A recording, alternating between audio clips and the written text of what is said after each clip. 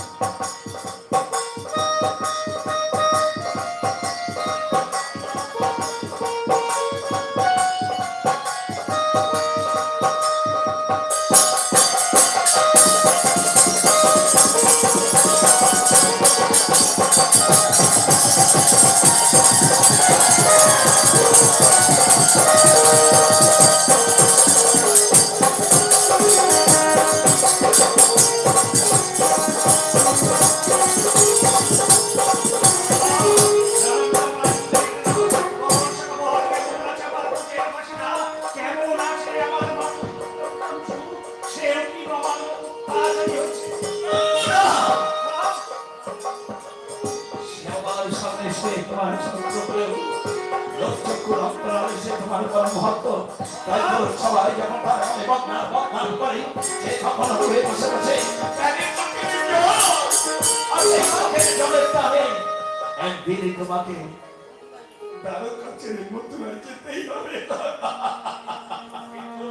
সে না নিয়ে গেলে আমি চাই কেমন করে?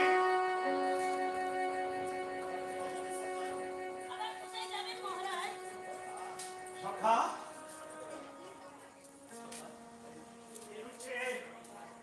আমার দ্বারকার রানী রুক্মিণী আর এই আমার বল্লবন্ধু মহারানী।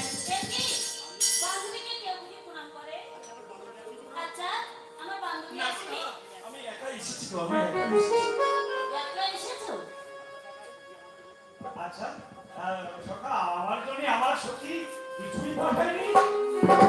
মানে সামান্য সামান্য দুটি খুদের নাড়ু আমি কেমন করে মস্ককে দেবো? না না না, মানে কি হলো সখা, তুমি কি লুকাচ্ছ? দেখি দেখি আমার সখী আমার জন্য কি পাঠিয়েছে।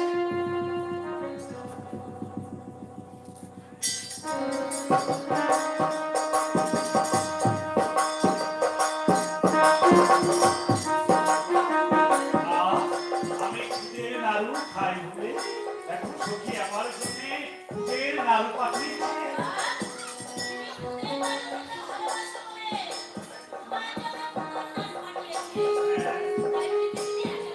না না, তাই যখন দিতে পারি, তুমি একটা খাও আর আমি একটা খাই।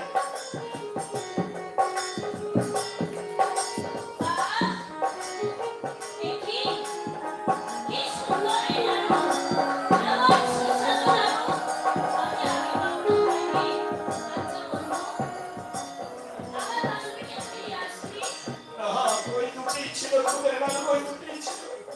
বেশ, এবার যখন তুমি আসবে আমার বান্ধবীকে সঙ্গে করে নিয়ে আসবে। সে এসে আমাকে অনেক অনেক নাড়ু বানিয়ে দেবে। তুমি না দিয়ে শিখে আসবে না। আরে দাঁড়াও দাঁড়াও, কোথায় যাচ্ছ? আমার বন্ধু সে কত দূর থেকে এসছে, তাকে একটু আদর আপ্যায়নের ব্যবস্থা করো। না না কেশব না, আমার মনে ছাদ ছিল তোমাদের সঙ্গে সাক্ষাৎ করবো, সে সাক্ষাৎ হয়ে গেছে। এখন আমি আসি। দাও দাও রুক্মিণী, আদর আপ্যায়নের ব্যবস্থা করো। বেশ, আমি এখনই যাচ্ছি। আচ্ছা বন্ধু, আমার দিকে এসো।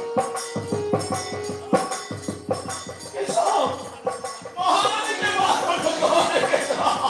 বলে যখন দেখবে তখন তো শুনবে না।